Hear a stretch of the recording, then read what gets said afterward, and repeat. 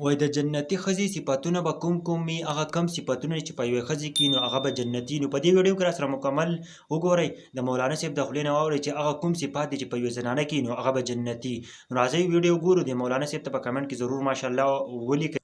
ویډیو د نورو ملګرو سره ضرور شیر کړئ او زمونږ پیج سره ضرور فالو کړئ. د جنتی ښځې صفت دا دی چې کله خاوند په کور کې نه وي نو دا به د خاوند د مال او د جان حفاظت کوي او د خپل عزت حفاظت کوي. د خاوند په غیبوبت کې د هغه په ملیشا کې غریب پیسې ګټي ګټي ګټي د ځان نه پوسته کې وباسي او دلته دا یو دریو تعویزګرو له ورکړي جو خبره ختمه شي.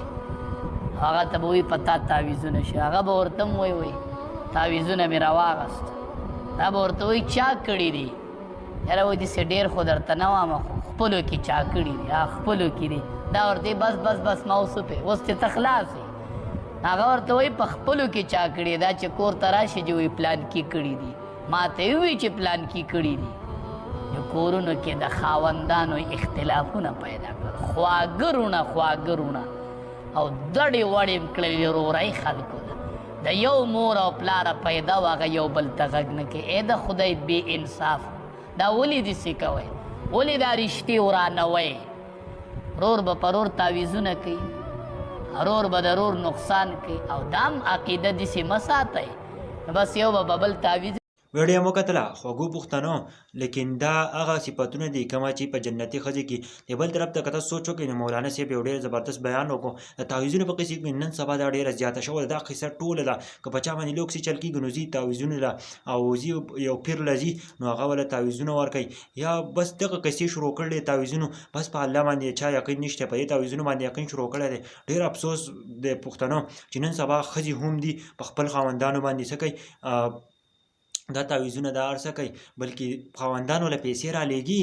د مولانا صاحب د خولې نه تاسو واورېدو او هغه څه کوي په دې تعویزونو او په دې مردارو باندې څه کوي وړاوئ. نو په کار ده چې خپلې ښځې لږې په کنټرول کې وساتئ، ځکه که نه بیا به دغه قصې به کېږي او زر راځي وایي که هغه کس ورته وایي که نه وایي دې کس په تا باندې تعویز کړی نو هغه زر راشي په کور کې شر شروع کړي. نو مولانا صاحب یو ډېر سور حقیقت ویلی دی که نه، دا بیان د نورو ملګرو سره هم شیر کوي. نن سبا زمونږ د معاشره کې دا قصه ډېره زیاته ده او ډېره زیاته روانه ده. عام د دې قصو نه خپل خلک واړوئ، لیکن زمونږ ډېر زیات خلک چې دی نو په دې قصو کې اخته شوی دی.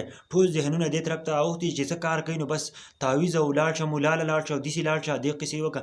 لیکن د دې قصو نه واورئ، د الله په قرآن باندې یقین پیدا کړئ، بس د پنځه وخته لمونځ کوئ، بس یاد کرسي وایئ، انشاءالله الله پاک به چېرته هم په تاسو باندې جادو دا څیزونه به په تاسو باندې اثر د سره کوي نه. لیکن تاسو دې طرف ته توجه نه ورکوئ. نو که نه لمونځ یو کس نه کوي هغه وایي دا هغه دنیا به ورسره ګورو. نو ډېر د افسوس مقام دی چې نن زمونږ خلک دې طرف ته روان دی، لیکن بل طرف ته پکې غیبتونه ډېر زیات دي، د بل غیبت ډېر زیات کوي او په بل الزام لګول دي. نو دا قصې مې مه کوئ، بس د دین طرف ته راشئ او لږ د صحیح ژوند تېر کړئ. پښتنو زمونږ ډېر زیات یې موږ د یو بل خپې وو، لیکن دا تعویزونه او دا قصې مې کوو. خبره ډېره اوږده شوه پښتنو خو لیکن